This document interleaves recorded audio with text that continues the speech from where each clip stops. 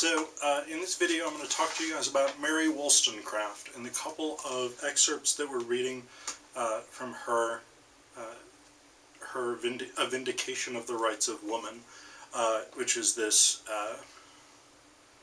great sort of revolutionary early feminist text. And so essentially what Wollstonecraft is asking for in The Vindication of the Rights of Woman is reform for women's education. So at this time, around the turn of the 19th century, women are not doing spectacularly well by modern standards. So the condition of women is largely, and particularly for the upper classes, the condition of women is largely disempowered. No woman has voting rights, although in fairness very few men have voting rights at this time. But women are not primarily property holders. Like, they can be property holders if there are like no men available, but even if it's like we have a distant male cousin, like that guy gets all of the property. Women have no public voice. There's no sort of there's no forum in which women can express political ideas, scientific ideas. But women are starting to get increasing access to writing, partially through the rise of the novel, but as we see here with Wollstonecraft, they're also starting to get into political writings, liberatory writings, and things like this. Although there was actually a major backlash against this, and the term blue stockings, which is sort of a derogatory term for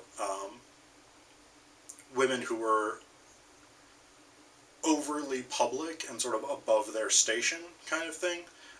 And Wollstonecraft was one of these women who was labeled in the press a blue stocking. So, A Vindication of the Rights of Woman, spectacular document, and we're reading just a couple of sections of it, but we're getting one of Wollstonecraft's really central ideas here, which is about the importance of education for women. And I want to take us through this and talk through a couple of her major points. So we get this idea that this is primarily a text about education right here at the beginning of the introduction. So this is page 213. She says, a profound conviction, so she's motivated to write this because of a profound conviction that the neglected education of my fellow creatures is the grand source of the misery I deplore, and that women in particular are rendered weak and wretched by a variety of concurring causes originating from one hasty conclusion. So essentially the problem that Wollstonecraft has identified is that the only thing that women are educated for is to be wives. And she says here, the next page, 214, she's talking about why this may be. And she says that women are physically weaker than men, which, whatever.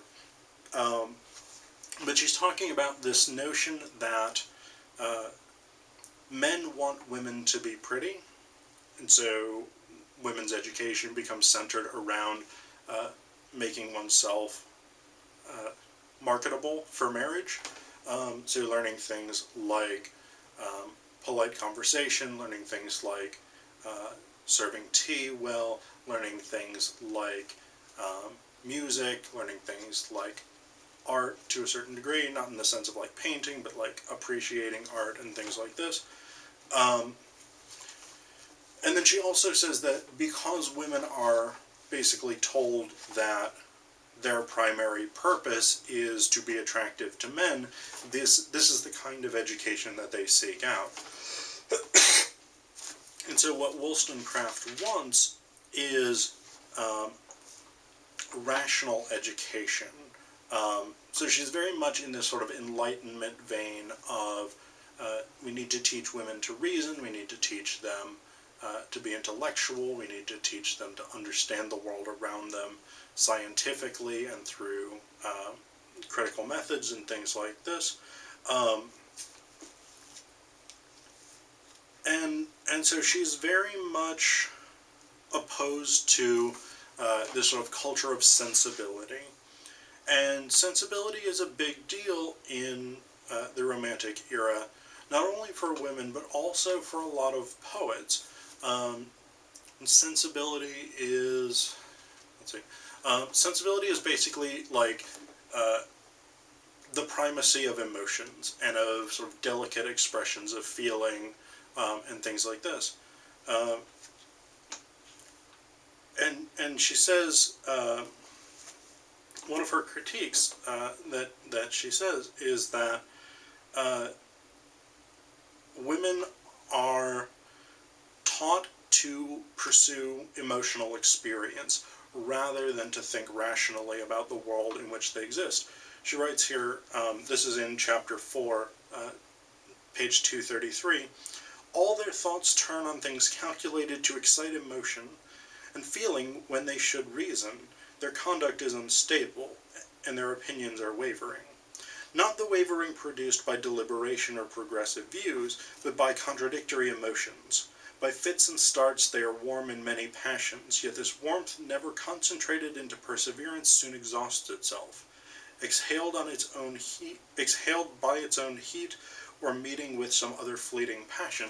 So what she argues is that emotion is unstable, the rational mind, rational thought produces solid conclusions, produces conviction and things like this, and that because women are told or are taught to sort of experience themselves as emotional subjects, they're told to pursue emotion exclusively as opposed to pursuing rationality, and so the problem becomes that women are flighty, they can never make up their minds, they sort of wobble back and forth between different ideas and different beliefs and things like this. And Wollstonecraft identifies this as a huge problem. She is a tremendous proponent of rationality, and she thinks that educating women to be rational, teaching them to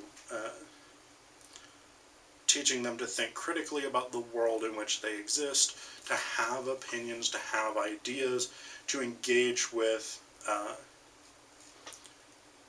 the great discussions of the day, and so on and so on, is the way to improve the condition of women.